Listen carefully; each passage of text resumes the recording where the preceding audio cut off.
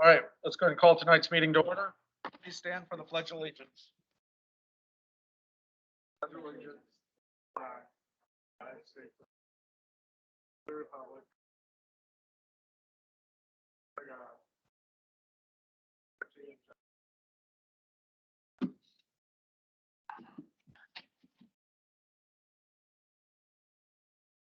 Okay. Counselor Polling, are you up there? Yes, I am. All right.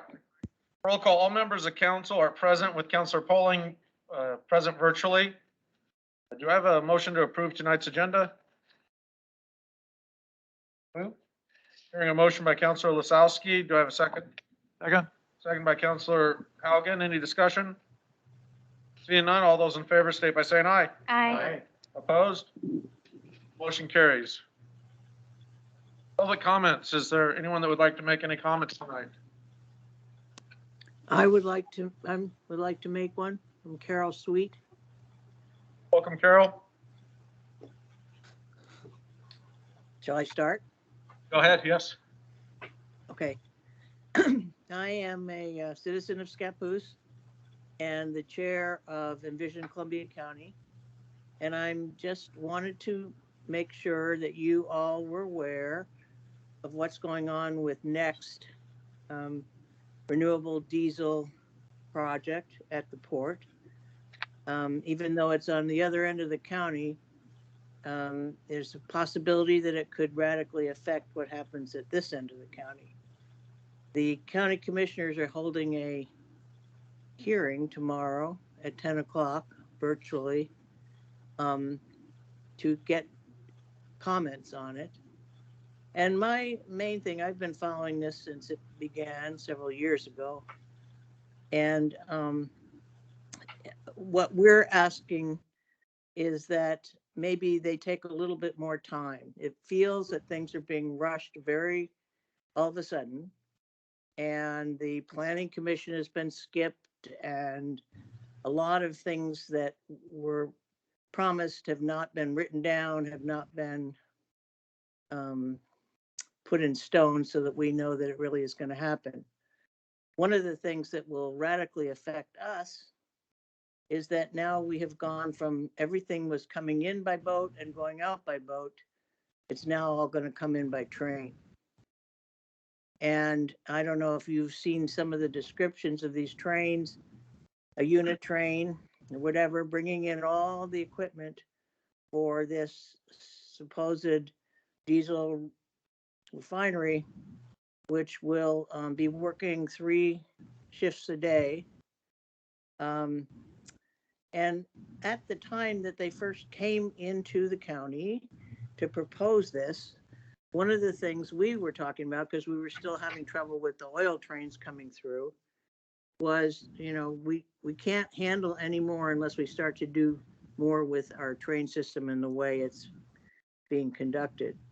And what we heard from them was, you don't have to worry. Everything is going to come in by boat and go out by boat. But now there's been a change. It's coming in by train and truck, and still potentially going out by boat, which would be their justification for being in a deep water port. Anyway, these are the kind of things that those of us who follow these things are very concerned about. And while it sounds like a really good idea on one level, I think a little more time, those of us citizens who are involved in this, we need more time. We need more energy put into looking at how this is really going to happen. And so I just want to make sure those of us in this part of the county knew about it, because you're talking 100-car unit trains going through maybe. And I don't know, if you had somebody in your family having a heart attack on one side of the train tracks and the hospital is on the other, it would be very concerning. So I had hoped to show up and have actual time on the agenda, but things got in the way, and now we got this new Omicron or whatever. It's just too much. just has been a problem, but I could certainly come in the future if you had questions.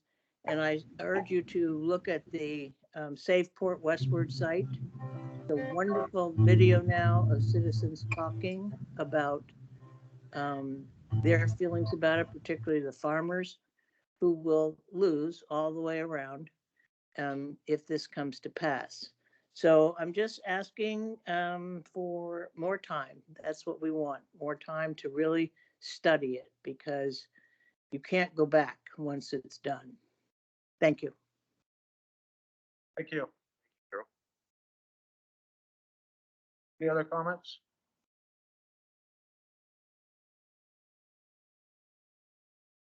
No other comments, Susan? Okay. Yeah, could everyone that's on virtually, please go on to mute when you're not speaking? Thank you. All right. Next item, consent agenda, January 3rd, council work session, January 3rd, council meeting minutes. Do I have a motion? So moved. Hearing a motion by Councilor Halligan. Is there a second? Second. Second by Council President Greisen. Any discussion? Seeing none, all those in favor state by saying aye. Aye. Opposed? Motion carries. Old business, resolution number 22-02, a resolution adopting policy updates to the City of Scappoose Personnel Policy Manual. Yule. Mayor, Council, back before you tonight is Resolution 22-02. The Personnel Handbook Policy Updates. We've retitled the resolution number if that looks new to you. We number them sequentially by calendar year, and so Susan and I thought that was a good idea. The last time this item was before you, on the December 6th meeting, council had expressed concern about some of the proposed language in the weapons policy, which is Section 4, Policy HH, or Exhibit F. City staff has made changes to the language of that policy. If you would like to take a look at them, the primary changes are in the third paragraph following the bulleted list.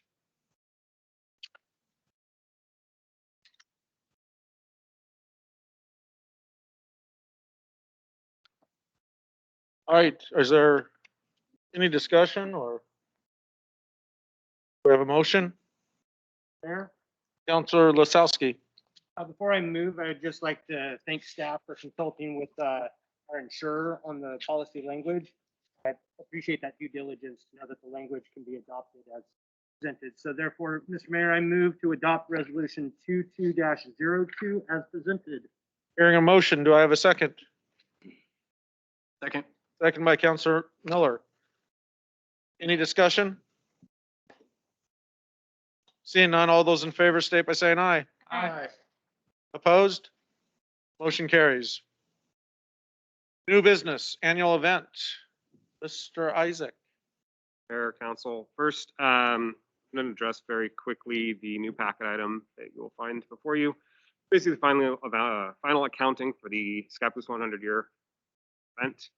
And we had not brought this before. I just want to ask if there's any questions about it. As we're going into this discussion on a new event, I thought it might be pertinent. Mr. Mayor, Councilor.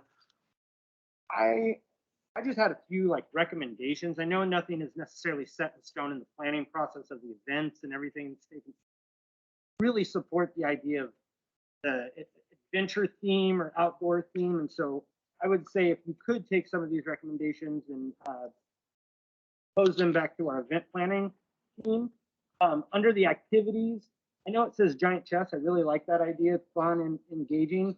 But I would really actually like to see maybe peace candle shaped pieces on the giant chess table or whatnot, or make it checkers because not everyone is familiar with chess, right? So we can get young kids playing with maybe some of our more senior community members.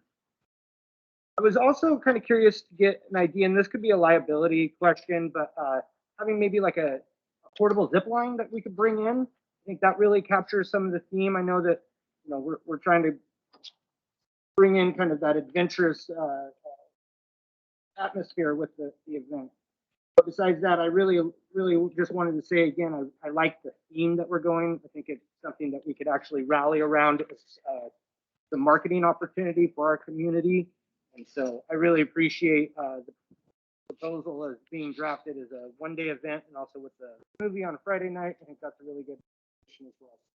Those are just a couple of recommendations. Thank you. And we do have Treadway joining us online too, Okay, so they would have caught all that, and then we'll make some notes as well.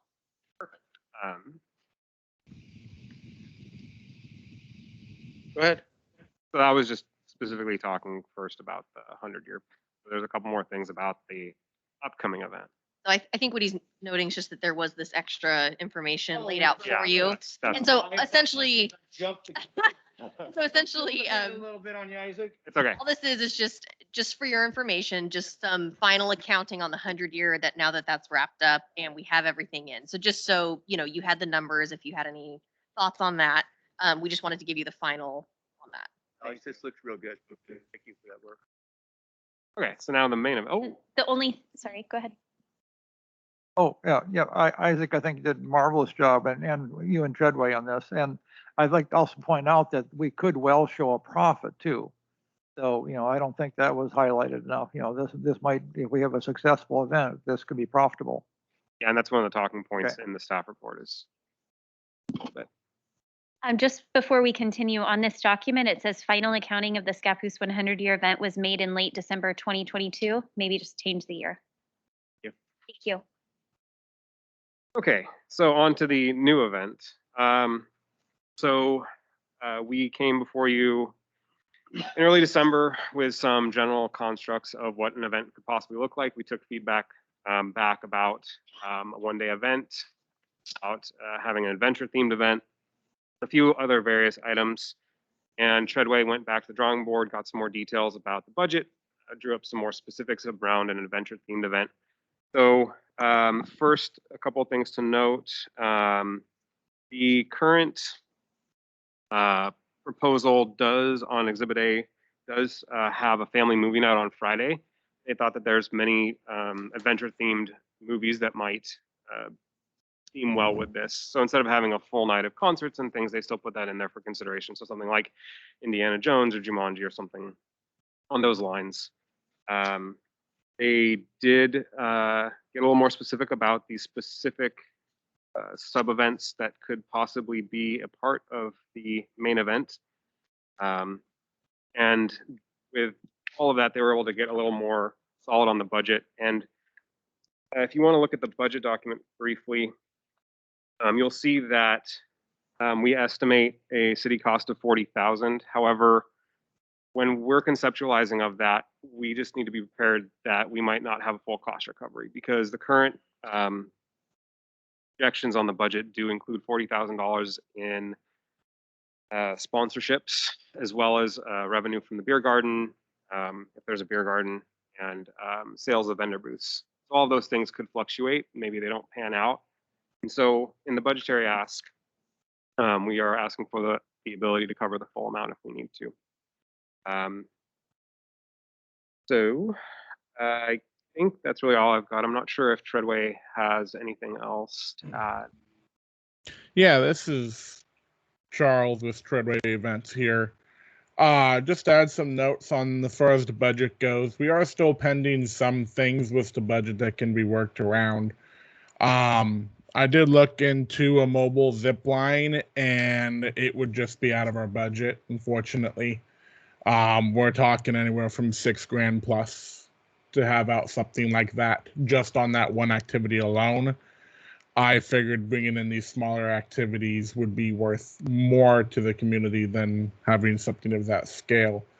I also did, since I put that on the budget, change it to checkers. So it is giant checkers instead of chess for that exact reason. I was like, not everybody knows how to play checkers. Or sorry, how to play chess. I am still waiting on quotes back for the equipment side of things, which will really help numbers or hurt numbers, go both ways. I did get back one today from Sunbelt, who sponsored the event last year, and they're coming in quite a bit higher than numbers that they gave us last year. So I'm waiting to go back and forth with them on that and see if I can knock them back down to numbers that we had last year, if not lower, as well as reaching out to some of the other companies that we work with. But as far as general events and activities and things like that, we got most of that back on the budget. So that's kind of where we're at this point. Yeah, and just to build off of Charles, Brandon Treadway here with Treadway Events. We are, like Charles said, we're about 80% of the way there, completely on that full budget. With the mobile zip line, that's something that we can more than likely do if we have the sponsorship funds. So that's something that we can always add on once we get a little bit closer to the event if things are looking profitable. So it's not a hard no. It's just, if we can find a sponsor that really is, excited about offering that, then we can work it in. Same with any other activity too, aside from what we have listed there. Other than that, I think Isaac covered everything else though. Would you allow a particular sponsor to sponsor just the zip line? Absolutely, without a doubt, because there's a lot of, with the zip line, aside from marketing it, we can of course market it as, so-and-so's zip line or zip line presented by, sponsor name here. There's also branding opportunities on the zip line itself, on the structure itself. So we can do signage, anything we want to be able to bring that in. And Charles, isn't it about 100? Is it 100 feet long, I believe? Is that correct? Maybe 75 or 100? Yeah, it's something of that nature. I will say the biggest issue we run in when it comes to events, even at this time, I've been working with a bunch of our event companies that we use with these type of activities, and staffing is certainly an issue. So I've already been going back and forth with PartyWorks, which is who we're getting the most of these activities from, and they're already having issues all the way up to September as far as having the people available to supply all the events. So if we're looking to do something like that from a sponsor works, it really just comes down to timing. If these companies are still gonna have the staff, if they have the availability to do so. Because I'm running into that issue with a lot of our events already. They just don't have the staff right now, unfortunately, with COVID. So something to be considered if we do attack a sponsor for something like that. It still is a possibility that we can't get it. This kind of talking about the little activities that are available at the event kind of leads into a discussion about profitability, as Joel had said. So one of the things that is unique about this budget is that there's not a lot of cost recovery in it.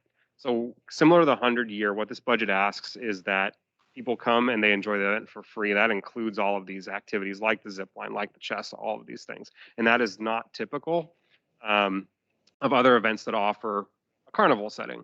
And so one of the things to consider would be that maybe there could be a fee for certain activities or all of them.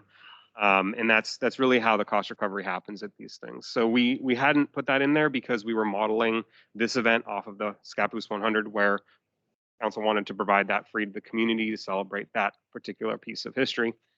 We just weren't sure if that was something that you wanted to continue or not. I didn't ask Treadway to model what that would look like in terms of attendance or profitability, but I think that that's something to consider moving forward, is that if we're going to offer an event with all of these various activities, they are kind of expensive to offer, and that's okay. We just need to be aware that, again, on that profit loss scale, that will impact the profitability or the amount of money we'll have to reach in a contingency for at the end of the day. And I guess that's another point too, which is that again, that the funds for this would have to come from the general fund contingency. But do you anticipate we need to make a decision on that? I don't know. Like I said, again, I haven't really talked with Treadway. I think that really the ask for tonight is just to motion and let staff move forward to continue planning the event with Treadway so that we can actually get them under contract for all the work that they've done and will do. And then we can kind of loosen our hands to move forward and get some of this budget flushed out, make adjustments as we go forward. And also just pick the official date. Correct.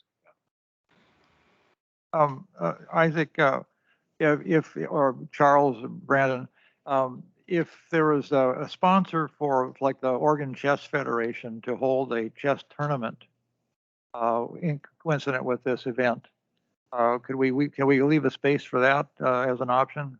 Absolutely, yeah. The more affiliate activities, the better. Aside from that, we are looking at doing another cornhole tournament too, just because the people that did participate last year did like it, and I think there's an opportunity to grow that too. So affiliate activities like that are always great, and obviously reduces some of our overhead cost too. That's one of the benefits of veterans is there's lots of room. We didn't use all of it last year. It's not likely that we'll use it again, but it allows us flexibility for various additional activities. Well, yeah, the fact that the summer is pretty slow for chess tournaments, this might be a real gamer. That's a good idea. I'll, if you like, I can reach out to them. Yeah, go ahead. Hold on, Council President Gresham had something. I'm not quite sure when or whom starts kind of reaching out to local people who might have these little niches or talents in terms of adventure or outdoors. But I know we had talked about contacting Tumblewheel Studios. I assume that's just something down the road that you'll kind of get to. When I had read Outdoor Survival Talk and/or class, I had thought about just police, fire, county emergency, maybe little hands-on like first aid, little, demonstrations or something like that, pulling in our local services. I had a question about the movie night on Friday. At first, to me, it was like, is that a lot? Are people going to be wanting to be setting up on Friday night and we're showing this movie? I'm not the logistics person, so obviously I'm not quite sure what that all looks like. But during the movie night, would there be any other little just yard games out? In the past, we've had like at our movies in the park, like some cornhole or yard games or just things to have out for people to do. Or would there be a beer garden experience happening on the movie night as well? I was just curious if other things, smaller scale things, would be happening simultaneously with the, whether that's like a little snow cone stand or something happening with movie night. I didn't know. I think that, well, Brandon's probably gonna answer. Oh yeah, no, I was just gonna say, as far as smaller activities go, we always do like cornhole and things of that nature, which aren't super budget intensive. We can always offer those. The beer garden would not be in operation, but we would be looking at producing a concession stand for that movie night as well, for popcorn, drinks, all that kind of stuff. Some of the inflatable activities that Charles is working on could potentially be there on site, because I believe they want to set up the day prior. It's just a matter of which of those activities require their staff on hand and which ones we can just inflate and operate ourselves. So there is possibility that we could have a couple of those larger activations available during that movie night too. As far as vendor load-in goes, we generally see that the majority of vendors like to load in before 5 p.m. And they drop their carts off. For any sales vendors or anything like that, if we are doing that, it's generally going to be done before about 5 o'clock. So there's not a logistical issue there. Perfect, thanks. Just to add on to that, I'm noticing the time of 8:30 p.m. I would just hope that if there are concessions or other things happening, that event might start prior to 8:30, not necessarily right when the movie starts. Correct. Yeah. Generally, for Great. a lot of outdoor films, about 2-hour window beforehand. It's kind of what we see when people like to, come bring their blankets and all that stuff, and maybe they bring their own food or hang out for a little bit. Generally, we play some music before the movie starts too, just on the speakers. And then I just wanted to add that I am in favor for certain activities having a small fee, something like the zip line. If it had a fee, that would also create more space for people to participate. If it were free, the line perhaps might be much longer, or people. So I'm in support of certain activities like that, costing a small amount of money. Perfect. Yeah, that Thank sounds you. good to us. I respond to one more thing. So you had kind of asked about, touched on the idea of like local context, Mhm. how, so Treadway has started thinking about some of the partners that they worked with last time, and to advise them on local context, help with sponsorships and fundraising and things. And so they are aware and have began to think about who they might want to work with again. I mean, if someone knows how to like whittle wood and there's a little station and kids can whittle their own things, I mean, that's kind of cool. I don't know if anything like that, Counselor Miller. Under possible affiliate activities, if maybe we consider reaching out to the Humane Society too. I think the Humane Society is running the Columbia County Animal Shelter now too.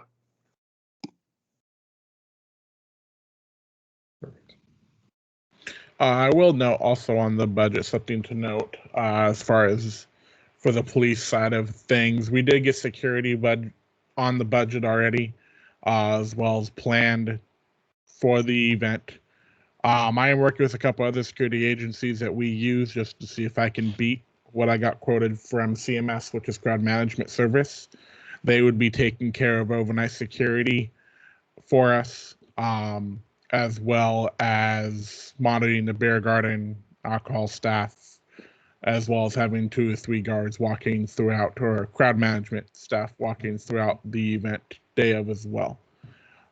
So we did get that added to the budget, which is something we didn't have last year and something that the chief of police did ask for. So wanted to note as far as that goes as well.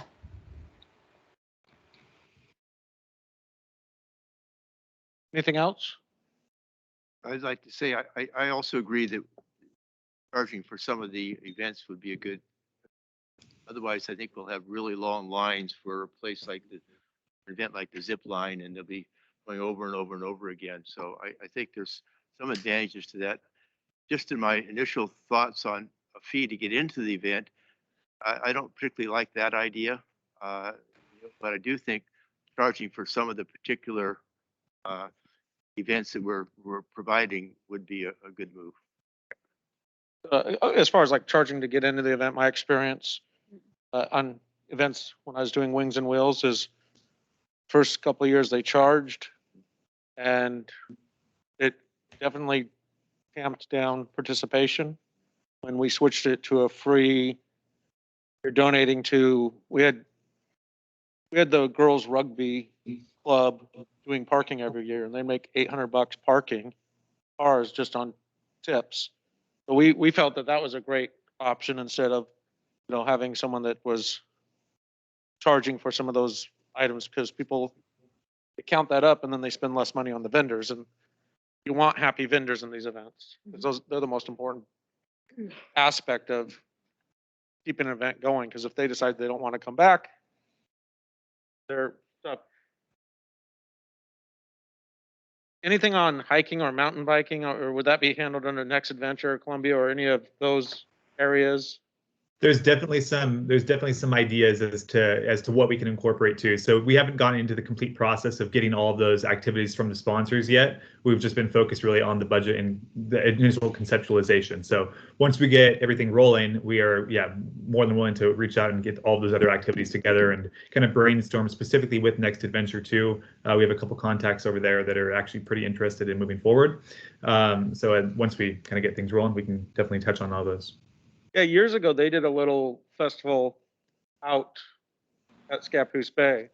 It was really fun. Didn't get well turned out, but it was included like a free kayak tour and everything. So it was kind of really cool. I'm glad you're working with them. Yeah, thank you. It looks like Counselor Polling has his hand up. Oh, Counselor Polling? Yeah, I just wanted to also follow up with the, charging to get in. I don't think I definitely would not be for that. I do think that, we can look at some of the bigger activities as a way to kind of tamper those down. I think that's a great idea. The other thing I was going to ask was, do we still have the Saturday market going on during that day? So last time we did this, the Saturday market did happen concurrent with the event. So that'd be coordination that would happen a little bit later. If they wanted to participate in the adventure event, definitely would be extended to them. I think it really depends on how they want to do their setup, and that's or not probably will, but. All right, perfect. That is an important communication, though. I'm glad you brought that up, Josh, because that can be a touchy subject. So, Counselor, closer to the mic. you hear me? Did. Okay, next time. Okay, no problem. So, and another thing we'll do is we Try will to catch it early. we will go back with all the partners we've worked with before and touch base with them, because many folks did say, hey, if you're going to do this again, please reach out. We'd love to participate, not just locally, but some of the groups from Portland that came were interested. So I think that once we set a date, that it'll be much easier to start talking to people about the event. So, correct. and now that I'm the COVID microphone police, do I have a motion? Mayor, Counselor Haugen, I move that council direct staff to partner with Treadway Events to put on an adventure festival on September 10th, 2022. Funding the expense from general fund contingency for an amount not to exceed $90,000. hearing a motion by Counselor Haugen, do I have a second? Second it. Second by Counselor McHugh. Any discussion? Or any other questions? Seeing none, all those in favor state by saying aye. Aye. Opposed? Motion carries. Thank you very much for everything, Isaac and Treadway. Yeah, no problem. Thank you, guys. Cool. All right, next item. Community Enhancement Program updates. Isaac. Mayor and council, back before you again is the Community Enhancement Program, a little bit more fully formed than it was in November when I first came. So during the November 9th council meeting, you had asked for some specifics based, feedback based on some very generalized concepts of what we could do with the program. This included increasing the program funding to $40,000 and then indexing it to inflation, updating the grant guidelines and applications, updating and clarifying the review process, adding reporting and accountability requirements, and basically restructuring the program, recreating the program to kind of update it. So the major changes to be made is we did look at indexing the allocated funds to inflation. That's a pretty complicated calculation, depends on when you do it. Inflation can vary greatly from year to year, which can be hard to account for in budgeting. So what we're recommending on that is to increase to 40,000 and to do a 1% increase every year. And then periodically we can go back and review it to make sure it's kept pace with overall inflation over a number of years. So that would be that. So regarding the grant guidelines and applications, we were asked to look at how the awards were made and who's eligible, clarify some of those details about what kind of programs are eligible, where applicants can be from, updating the information so it's more clear for everyone, along with the application guidance about how to fill out the forms. And then one of the things that we did do when we were going through it was to target some of the questions on the application more to elicit how programs are going to impact council goals and the mission and vision as expressed in the SCAPUS vision statement. So some of that's a little bit elicited more, and that carries over into the reporting where we ask similar questions to kind of see how everything balances over time and whether those programs are doing what they said. Maybe that's not something we measure now, but in the future, as the program grows, council can use that data to target the program if they want, or to see how organizations are making changes there, impacting basically the way the community works. For updating the review process, we were asked to clarify that and kind of extend the timeline for review. It was noted that in the past it's been a lot to do in one night, to hear all the presentations, to score, to go back and kind of do all the math, and to clarify which organizations qualify for funding, to make sure that if the organizations that do get funded have the support of the majority of council. So we've clarified that in the application guidelines portion of the packet. And then last, we did add some accountability and reporting requirements. So you would probably note that there are two different reports, and we had initially just built one, but we realized that when the CEP program opens for applicants is in March, April, and not all the projects will be complete. And so in order to make sure that we had some measure of accountability and allow applicants to apply for the second round, we added an interim report, which is far shorter, but still illicit, is that there's movement towards those goals and how they've spent it so that you can judge how they are making progress. So I realized that the forms look drastically different than they did. So I would like, instead of walking through them, because there's quite a bit, to ask if there were any questions specifically about those forms or any of the content in them.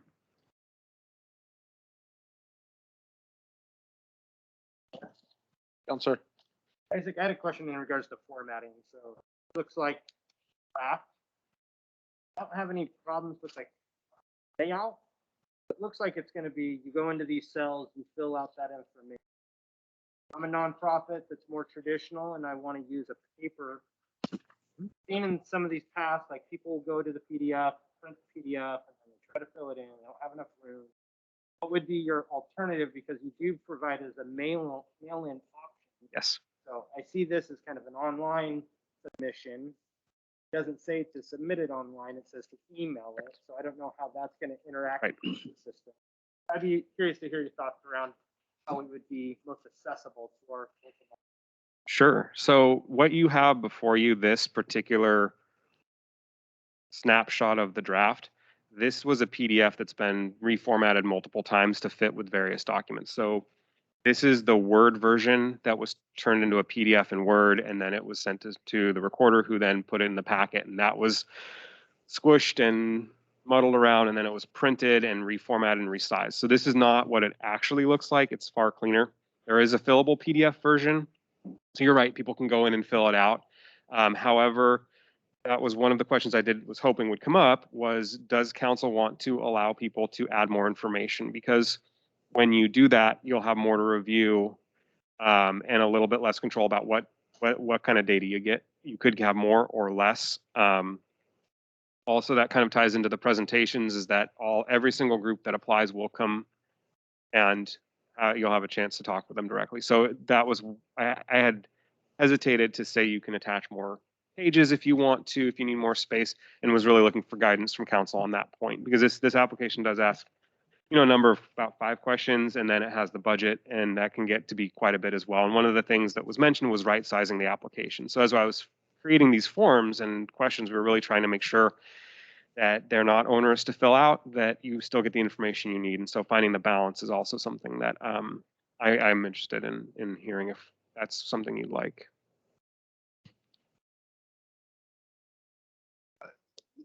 Yes. The only concern, the only concern I have is this is a $5,000 grant that they're applying for, and it's good. It looks like it's about an 11-page, 6-page to apply, 5-page to follow up on.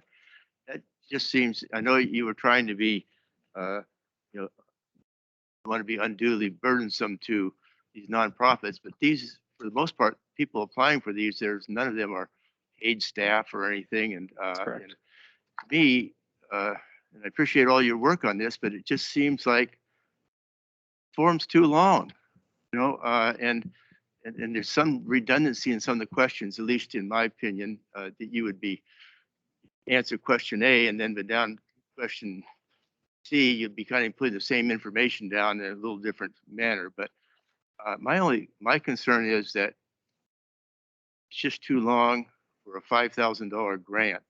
That's the top end of it, and can we shorten it so that it's more manageable for people? I mean, I know we can, but that's my thought. And I don't know if the other counselors agree or not, but it just seems to me, if I was to look at that form, think, I don't know if I want to fill all this out for $5,000 or not, and not everybody in these organizations are, real good with forms and filling things out, and it's not their forte. But anyway, that's just my thought. I don't know how the other counselors feel, but I just felt the forms were too long. Sure. Councilor Miller. So on that topic, just looking through the different questions that are in the form, Councilor McHugh, what questions do you think that we could remove? Well, I didn't really look at it that carefully, but I do think with the grants that we're doing, they're pretty simple and straightforward. I don't know if we've had anything that's really very complicated. I don't know why they have to tie it into our goals, and I don't think that's necessary. And I think we're just looking at keeping it simple for the community and they have an idea that, and they're a nonprofit, and it's going to benefit the community, we're capable of sorting that out.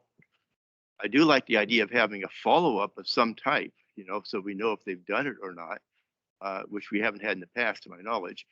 But as far as a real lengthy, you know, 6-page form to fill out, you know, it seems like we could do it in a couple of pages to me and get the idea across.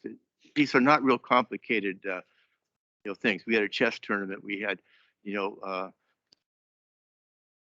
activities for kids in the summer, you know, and that kind of thing. And that's my thought. And I'd like to see the form shortened. So I'd just like to point out that I didn't add anything that wasn't there. So I split some of on the original CEP form, it did ask that the applicants do index their programs to council goals and vision statements. So I kept that in there as council requested at last meeting. And then really all I did was split questions into smaller chunks. So I'm happy to adjust it. However, I just want to note that I didn't make this out of nothing. I did use the thought that existed. Mr. Mayor? Sir. You know, I think I'm kind of opposite sides of the spectrum on that with Pete. I think you need to have some investment, skin in the game, if you're applying for a grant, whether it's $1,000, $500, or $5,000. And so a reasonable expectations and having some level of effort and thoughtfulness going into the grant, I think it makes sense to me. And then to Brandon's point about having enough space, you know, I think you can have a reasonable amount of space, a fillable PDF that allows, you know, for a reasonable narrative. To me, I wouldn't add anything to that, which I think might accommodate Pete's concern. But I think you've done a nice job with this. Oh, one thing, there is a typo. It should be 22, 23 rather than 22, 22. Thank you. Councilor Miller? In looking at the questions that are on this form, I look at it as, you know, we might get multiple applications, and the more data that we collect will help us or inform us as to, you know, which ones are more worthy than the others. The first page, you know, is just basic. Just stepping through this really quick, the first page looks like it's just basic data points. And then there's really only 8 questions, or excuse me. Yeah, 8 questions, right, per box. I mean, it looks like multiple pages because there's a lot of room to write on each page. But when I read through the actual questions, I don't know which ones we'd eliminate. I mean, I'm all about less is more when you can, but for me, I just reading through these questions, I don't know which ones we would be able to remove and then feel like we're going to have the data that we need. Should we need that extra data to be able to decide between different applicants?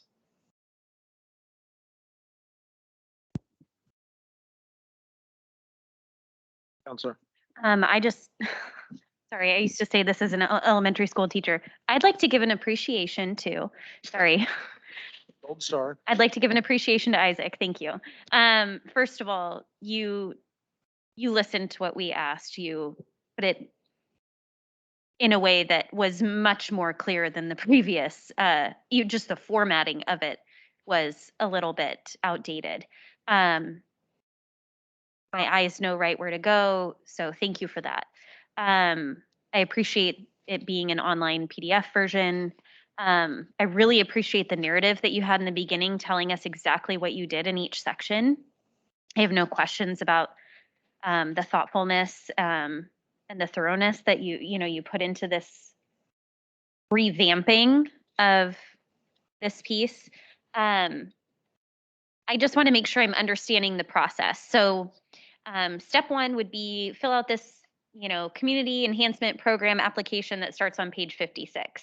Yes. And when you're all done with the application, please, and I guess this is when the project is complete or before you apply again, turn in the post-project reporting. And in order to be able to apply again, we need to have this post-project report in our hands. Could someone turn in their post-project report and their application for the next year at the same time? Could they hand you both documents? Okay. They certainly could. That would just substitute for the interim project report. Okay. Now, the interim can, just some clarification with that. That is if I'm done with my project, but it's only, nope, October. Before you're done. So if I apply for a grant, But we still want a midway check-in. it's a check-in that allows them to apply for the program. So council said that they wanted to make sure that they have the information going in. And so the interim report says, I got funded in July. My project's 1 year. I won't be done until July. The program opens in March. So it's just a way to They'd check still in. like to with the- apply again. Great, thank you.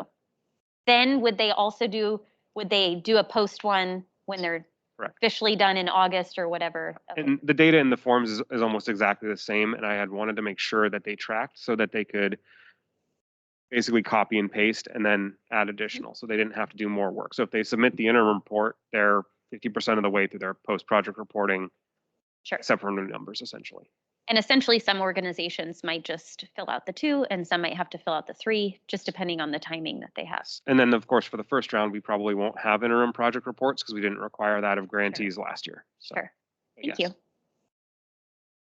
So having actually filled out the form, looking at it from kind of thinking about it from a perspective of actually filling out the form. And, listening to what Councilor McHugh said about the length of it, there are some so if I'm going to tell you this description of the project, in the audience just be included, throwing an event, like when I threw Wings and Wheels and requested, the audience was just the general community, so it wasn't really targeted to anyone but anyone that was a part of the community or wanted to come out. But that's not the case for each of these. Yeah, but it's, so when you're when you're filling it out and you're like, you hit these questions, they're like, wow, what does this mean to me? It's kind of, to me, in my mind, when you're filling it, it's like, is that going to mean I can't get it? Should I even bother filling it out? Then we got, please provide a brief description. Then this briefly outline the major tasks.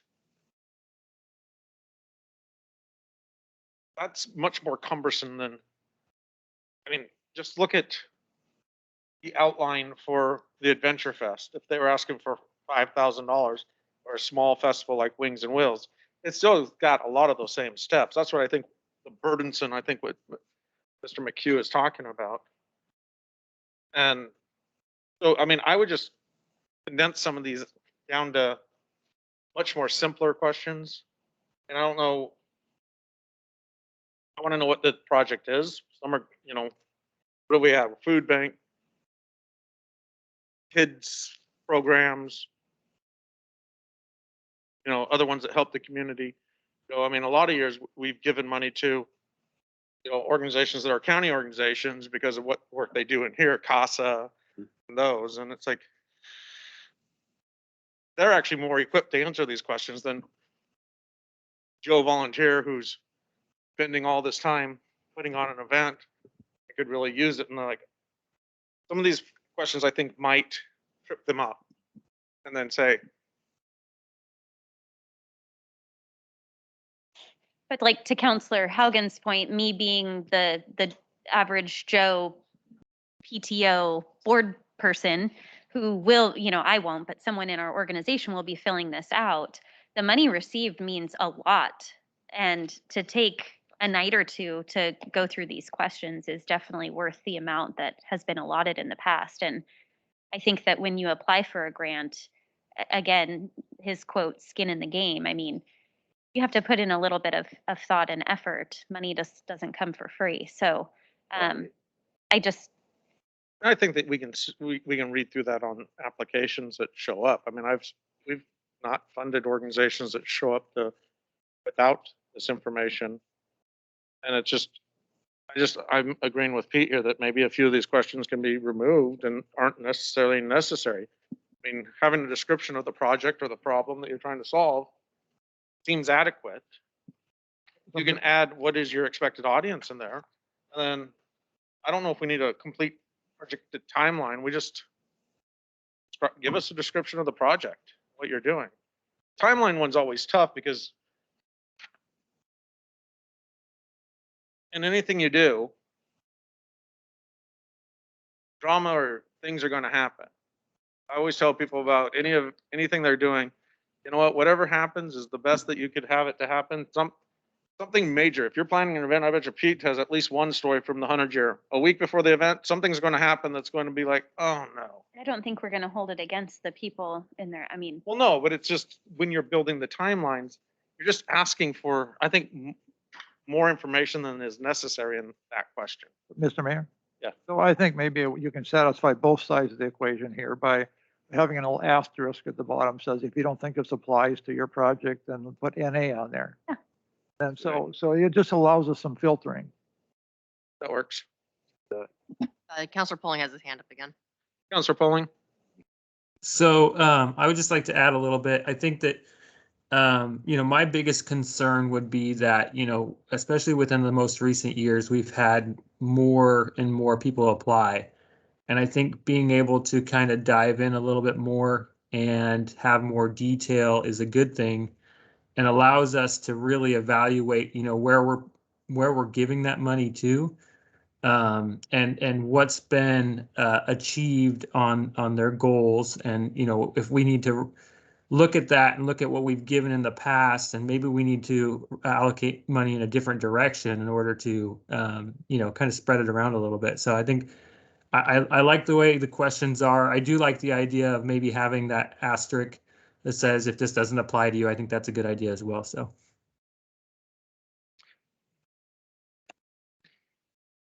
The one thing is, question 3, we ask for some pretty detailed demographic data, and that might be very difficult or a barrier. I mean, some of these things we might know, like the senior center, we can guess, but we've had things in the past where they've wanted something in a park, and there's just no way they would accurately be able to predict. If there was, as I read through these things, if there's one thing that I think might be a barrier to applicants, just because they couldn't certify truthfulness of their statement. And also, it would be time intensive to try and gather that data.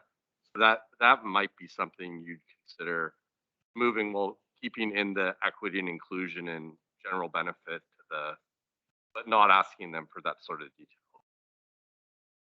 Or, I mean, And the that's other what thing I- is too, is you still could keep some kind of disclaimer, like if available, you can Right. provide this information or something like that, if known, or, or we could take it out entirely. But, I think you can, put some parameters around that language, just like the asterisk saying, not applicable, indicate if this isn't applicable. I mean, you could almost just take I think the second first section, who is your target audience?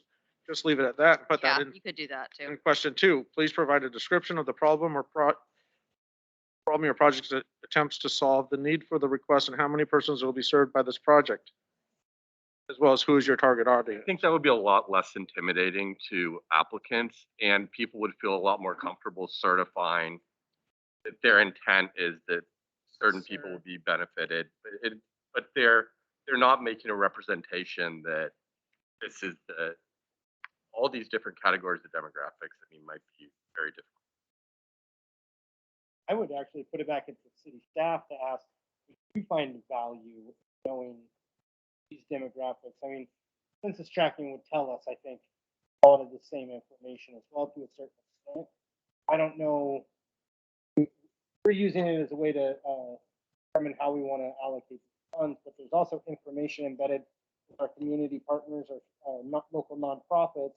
And is there any information in here that would be valued for staff and your decision making moving forward? If not, I agreed. I think that if we were to remove any of them, I think the demographics that could be absorbed in another question, or we feel that there's value in knowing that we know our community pretty well. Good to know how the projects will be or who they will be impacting. I mean, I think making it more general, who is your target audience, is probably fine. I wouldn't want it to be intimidating or act as a barrier or discourage anyone. So I don't really see that as a particularly huge issue.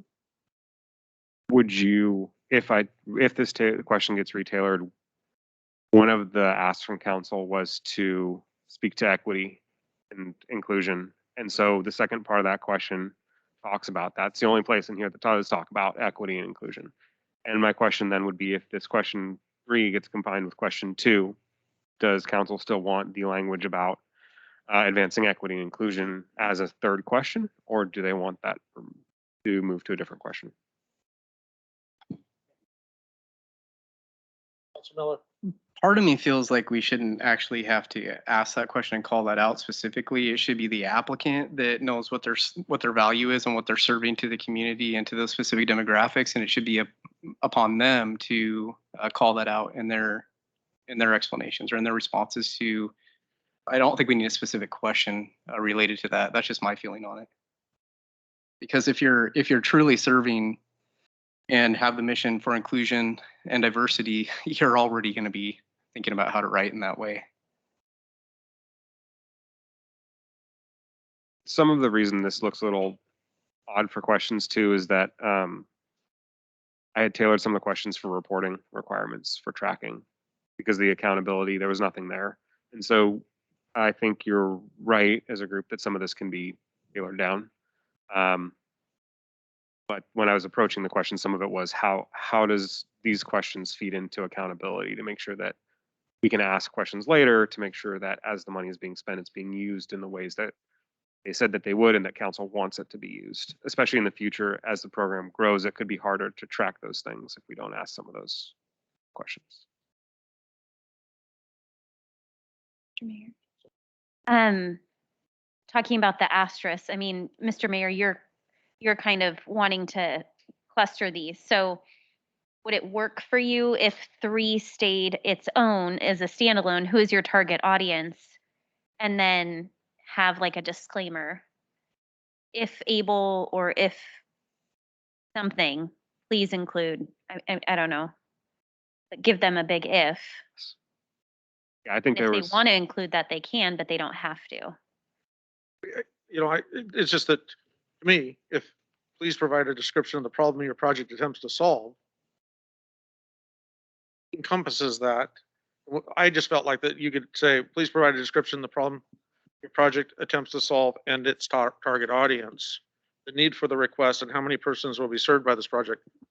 Seems like a more fluid way to ask the question, and that gives the applicant the ability to input on, because the problem solved is going to dive into this data set that I think that doesn't really tell me much about whether or not I'm going to give the money. You know, to me, it's the project that they're proposing, and I can read into what their, you know, their values are based on the information they provide about their organization. Can I make a recommendation? That we step back and think about what it is that we actually want to know and would need to know to be able to make this decision, and then craft our actual questions around that. Because I am looking at these thinking these could be a little bit more combined and open and be able to accomplish the information that we're actually requesting, and not as many questions. So could we give individual feedback and you come back with a different draft? Or would you like us to have another a work session with you and all of us, or? I am open to either way.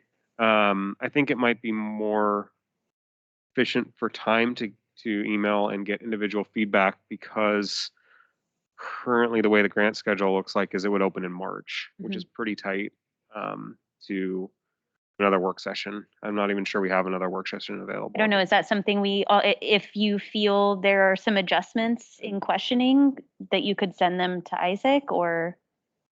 Yeah, I think You could do that, sure. yeah. And then bring back a couple of different proposals. I guess you would have to bring back a couple ones that we can look at and I get think it the done. other thing is too, is depending on how the feedback rolls in, Yeah. maybe it actually works just to put it all together. If it doesn't, we'll show where it doesn't. But, you know, Yeah. it's possible that it might just be that it helps us recreate the form and it works, and we'll bring it back for you to look at. And if we need to do multiple versions, we'll do that. Okay. Yeah, we're 95% there, so. Yeah, Right. we're really. Very close. It really looks good. Thank you, just bringing Isaac. up- I don't see any huge changes we have to make, maybe combining a couple questions or whatever, but Can you I'll perhaps, send my suggestions to you by email. Mr. Mayor, Go ahead. can you perhaps give us a deadline? Yes. Thank you. Well, right now. No. Okay. Uh, was gonna say. Friday. sometimes then, you Yes. can hound us if we're not getting them to you or something. Absolutely. You have to do your job. We can't hold you We'll see up. where to put it back on the schedule and then we Yes. can do a deadline. Sorry in advance. Okay. This was a big program to retool Was. and revise. It's also much needed. So that's where I think we're so Mhm. grateful for the work that you put in and contributed to this Yeah. because it's taken it into a new direction. I think the other thing is haven't reviewed it for so long. And we're trying to also Yes. project it for the future. So we don't have to maybe come back soon again. Yes. Just to follow up and Yes. so you will be sending out an email with a deadline for those that would like to provide responses and deciding when we bring it back. Yes, and I will also ask what questions you would like to see answered in order to make decisions so that I can take all the feedback, including the information you want to see in there to make sure the questions elicit that information for you. Thank you. Thank you, Isaac. All right, so that'll come back at the next meeting. Holly, got time? Most likely. We'll, Yeah. let- Likely. we'll let, Yeah, let most let likely. us take a look at the Okay. agenda. So next item, before I go to this item, again, should I open up the public hearing before we do the resolution? I would, so technically the ordinance has already expired due to time. So I think I would be comfortable with you guys adopting a resolution for that. And then if we want to just make sure we're dotting every possible I and crossing every T, we can repeal the ordinance. It is already No, I meant, do I need to run a public hearing for this franchise resolution? not for the resolution. Okay. Is there any, wanted to see if there's any public? Yeah, I just quickly, is there anyone in the public that would like to comment on the Northwest Natural Gas franchise? Okay. Resolution number 22-03, Alex. Yes, so Mayor and Council, this is just the renewal of the Northwest Financial franchise agreement. So the previous agreement was for 20 years. This is again for another 20 years. It's at 5%, which is pretty typical. Peter and I looked at some other cities and that was common. And a lot of our other franchises are at 5% as well. So you'll see that the agreement is included. There's not a lot that's changed, but we have underlined and struck through the adjustments we did make. And it's for you for approval this evening. And as mentioned, it's changing even in terms of format from an ordinance to a resolution. Peter felt that was a more appropriate format. We spent a surprising amount of time on this. did. And there was a lot of language in this that was internally inconsistent, and Northwest Natural has now gone back and revisited their form. So, I got it. Gosh, well, Yeah. I actually started asking them to start looking at this in April of last year, and we just now got everything done. So Yeah. it took some time. So yes, so of course the recommendation this evening is approval of resolution 22-03 and then repeal of ordinance 898. Clarifying question, Mr. Mayor? Yes. So to inform me, are there any other competitors for a natural gas supplier in our community? Well, there's kind of an interesting thing that Susan and I have been wrestling with, and that there's a company that will agree to sell natural gas at a fixed price. And they have told us they do not use any of the city infrastructure. So we're working to understand how that exactly works and how we can make sure that they are being taxed. And trying to understand if Northwest Natural is doing that. And it has been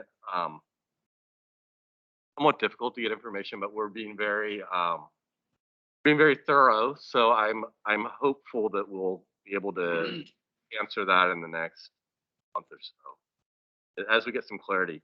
The state really hasn't been able to shed much light on this either. And maybe as a follow-up, you also maybe help define why it's falling under a non-exclusivity franchise agreement rather than. Well, because we want competition. The other thing about natural gas is that you can go to various gas stations and other providers and buy natural gas there. And this is how we do all of our franchises. If we have conduit in the city that's available, and somebody wants to pay us for it and provide those services so that people can make a decision about what they want, we're going to provide it. It gets a little dicey if we have to put in additional conduit, but we're not at that point yet. And some people like satellite, some people like standard cable, some people want something else. And if we can provide that and get paid while doing it, then we'd want to do that. With us, if we do find that there is some other type of natural gas supplier, it wouldn't preclude them, Right. right? Right. then we would also want to review and make sure that they are participating. Correct. Fighting at the.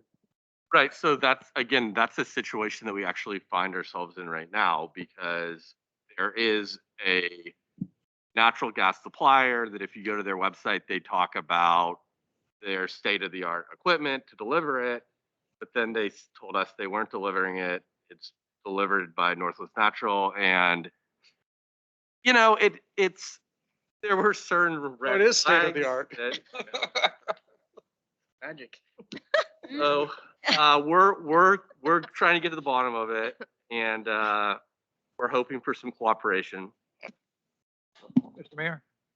Yes, Councilor. To follow up on Brandon's question, so I'm looking at the 20-year period, and I know Eugene last year when they negotiated their franchise agreement with Northwest Natural, they dialed back from 20 years to a 4 to 10 year rate, and they also jacked up their I think to 6 to 6.5%.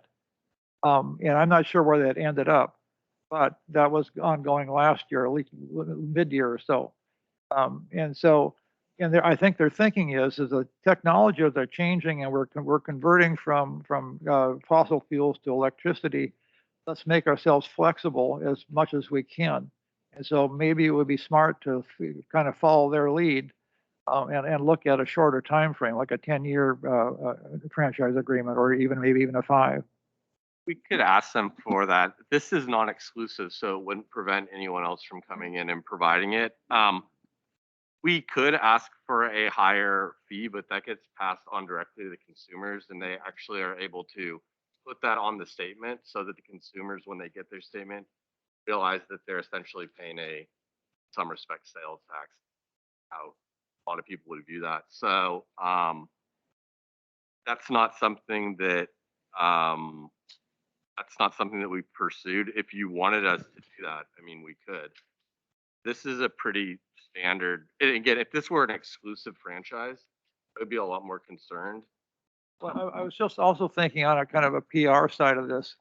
So we are transitioning from fossil fuels to green technologies, electricity, hydrogen, or whatever. And so, if there's no downside to going to a 10-year franchise agreement, there's a positive PR side to that. Councilor Miller. I have a question that I think is related to what Councilor Haugen is saying, and this is a 20-year non-exclusive agreement, correct? Yes. Okay, so is the 5% rate also guaranteed to them for 20 years? That's what they Paid to pay, us. right? For 20 years, yeah. So that's a standard rate. And then with the franchise, if a jurisdiction wants to go above that, that can be negotiated, but it's passed on to the consumers. As far as the and I'm blanking on the name of what, I mean, the rate for which they can charge the natural gas is actually determined by the state. And a lot of factors are looked at, and that's done on an annual basis. So my concern is that we're going to be locked into 5%. We don't know what we don't know, right? That's a thing. So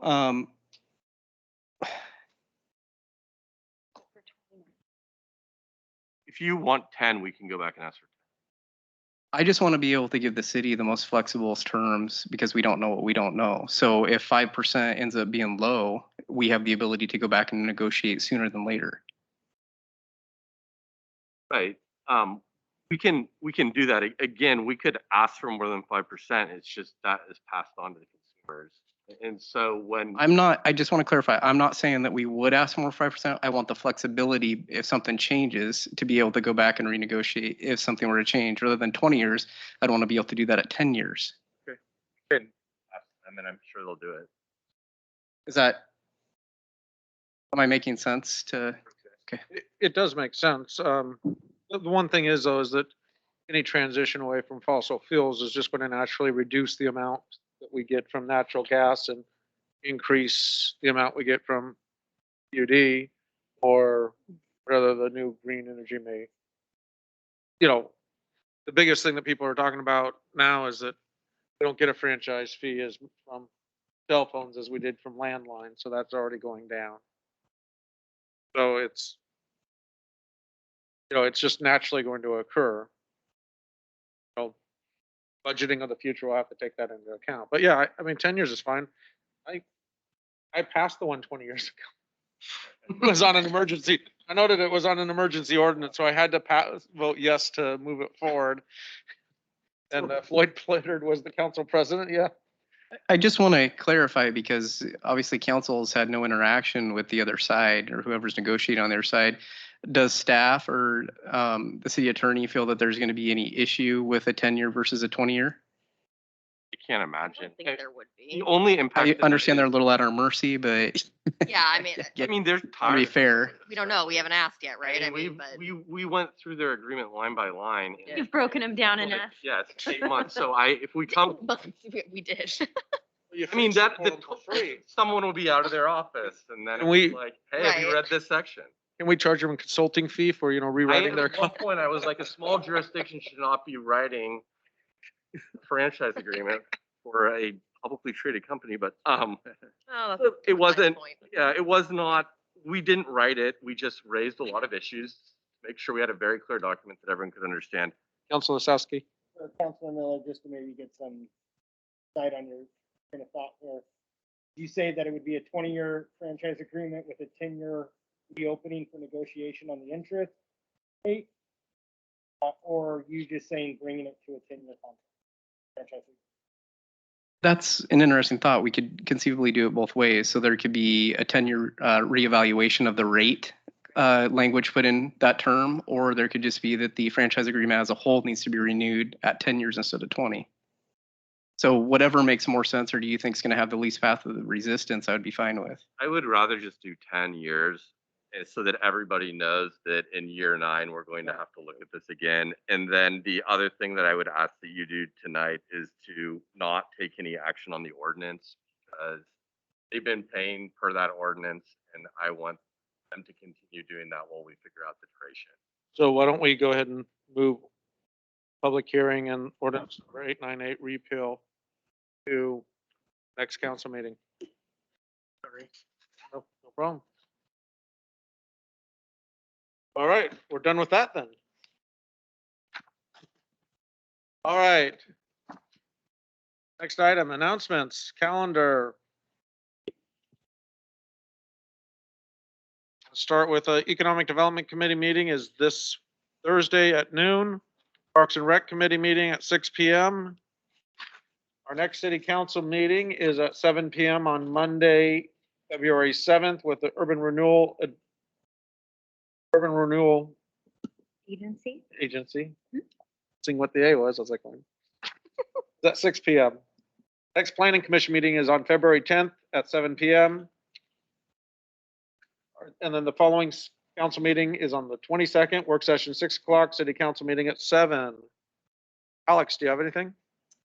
Mayor and council, I just want to let you all know, we had our panel interviews today for the chief position, and then I have one-on-one interviews with the final 2 candidates on Friday. We also had the recruitment process closed for the finance director. We have a couple candidates there that we're looking closely at, and so that we'll be setting up interviews for that position soon too. Mr. Watts? Yeah, I have a couple. Just very briefly, I want to gauge whether you would want us to bring these in front of you at a future meeting. One would be an expedited way to fix a Scrivener's error with street signs, street names. And that would be not changing the name of a street at all, but if we need to correct the type of road that it is, like a court instead of a street, or add directional like northeast. So in looking at our current one, would be a very onerous process over something that nobody intended. And so we could bring you some examples of something that might be able to lessen the burden on applicants and help our public safety. Would that be of interest? Yes. Okay, another thing, I'm all roads tonight only. There are some cities that have a program where if a road or a street is less than a certain age, like less than 5 years, less than 3, it varies, and contractors cut it into that in order to provide, get conduit or what have you, that they would need to restore that back to the pre area for that kind of larger patch. Is that something that council would like to consider? Very much. Yes. All right.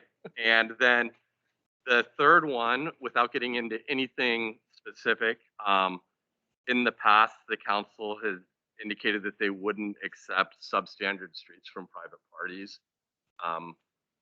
The county has done some road trading with Chapman Landing, you probably all remember. Is that kind of bright line rule something that council would be interested in revisiting as far as not accepting substandard streets? Yes.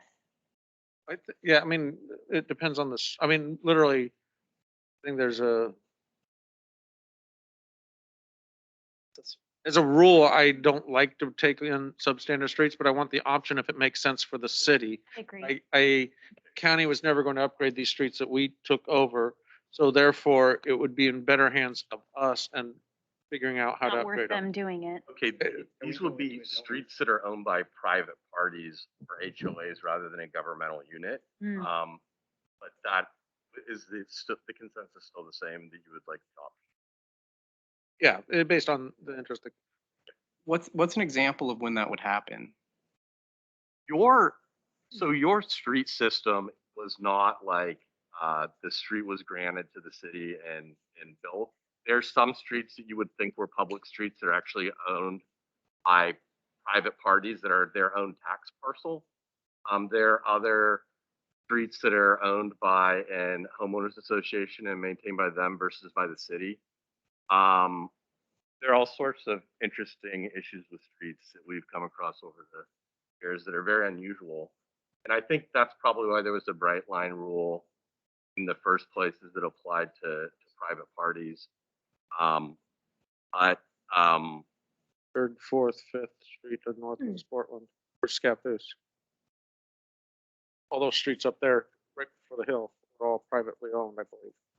yeah, so it's not always apparent when you're looking at it whether it's a city street or not, or who owns it or who maintains it.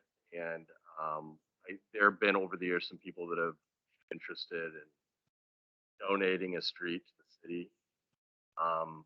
And so I wanted to gauge your willingness to have those sort of applications. And it looks like there is a willingness. Thank you. That's what I needed. Chief, I have nothing tonight. anything else, Isaac? Counselor Polling. I'd really just have one quick PSA. I just ask everybody that's out and about at our local businesses to, at this time, please have patience and kindness to everybody. Everybody is currently dealing with some major shortages in staff with COVID, as well as just general staffing issues, as well as shortages with product and everything else. So I just ask that everybody show their kindness and patience as we go forward. There'll be plenty of businesses that are having less hours, less staff, and I think we need to do everything we can to help support them in every single way. Mr. Miller. Just a thank you to Isaac and any of the other city staff that has helped with this, with the CEP form. Do appreciate it. Sorry that we couldn't come to a conclusion this evening, but hopefully the input and the redesign or what we ultimately end up with makes the process when we actually do get these applications an easier and faster process also. I just wanted to thank City Council and anyone of the public that attended the meet and greets for the potential police chief, the 3 candidates last week. There were a couple different evening events. Thanks to those of you that also provided feedback today, those that served on the panel meeting face to face, which is great with our candidates. And thank you, Alex, for taking the time to make this very important decision. Councilor Hogan. I got a couple things. First, I missed the first meeting of the 2022, so I'd like to wish everyone a healthy and productive and a much better 21 than 21-20. Cross fingers. So yeah, and then I'm refreshingly pleased to say that I think the city and Jensen and Associates did a nice job in orchestrating the candidates for the sheriff for a police chief, and so that felt good to me. And how this ends up, and I know there were some rubs here along the road, but that I thought went smoothly, and I'm just so enthralled with Jensen and Associates. So then there's something that I talked with Pete about last week, and something I feel really strongly about. It's the events of January 6, 2021. And Pete and I think are the only two here that lived through the 60s, with the assassinations and all of the mayhem that took place in that period, where from the Cuban Missile Crisis, all the way through the assassination of Martin Luther King, which we celebrated yesterday, and it just really struck me that here we are in 2022, and we have this craziness that's out there, and yet we pledge allegiance at the start of our council meetings, to adhere to the rule of law, and to accept the ballots and so forth. And we do this across the country, in our school board meetings and all along. And it seems to me fitting to have a proclamation to affirm real facts. And so I drafted out one, and I'm hoping that Scott will make this an official proclamation. So I just like to read it. It's just a short one. It's a proposed patriotic proclamation. Whereas the city of Scappoose begins each city council meeting with the Pledge of Allegiance, it is thereby fitting to affirm that we know the events of January 6, 2021 were real, they were violent, and they were and are antithetical to the democratic norms we all pledge to uphold at our community meetings across America. Therefore, we encourage all who begin their meetings with the Pledge of Allegiance, acknowledge that we are a nation of laws with free and fair elections, and regardless of outcome, in order to maintain our democracy, citizens must accept the will of the voters. So I'm asking the mayor and the city council to consider that kind of a proclamation. Thank you. Councilor Sosky. No comment, thank you. Thanks for that, Joel. I know you put a lot of thought into that. Just two things real quick. Scappoose Historical Society is just doing a great job. They're really a lot of stuff going. It's just very refreshing to see what's happening there. And my neighbor, Don, just stopped by the other day, and he's been here about less than a year. He said, Pete, I just want you to know that this is the cleanest and most friendly city I've ever lived in. Oh. 88 years old. Oh, that's great. Whatever that's worth, it's good. All right. Since we got an executive session, I will not mumble along. Why don't we go ahead? Why don't we go ahead and move on to the next item on the agenda? Executive session. So the city of Scappoose will now meet in executive session for the purposes of RS 192.660. The executive session is held pursuant to RS 192.660, parentheses 2, parentheses I, employee evaluations, which allows the city council to meet in executive session. Representatives of the news media and designated staff shall be allowed to attend the executive session. All other members of the audience are asked to leave the room. Representatives of the news media are specifically directed not to report on any deliberations during the executive session except to state the general subject of the session as previously announced. No decision may be made in executive session. At the end of the executive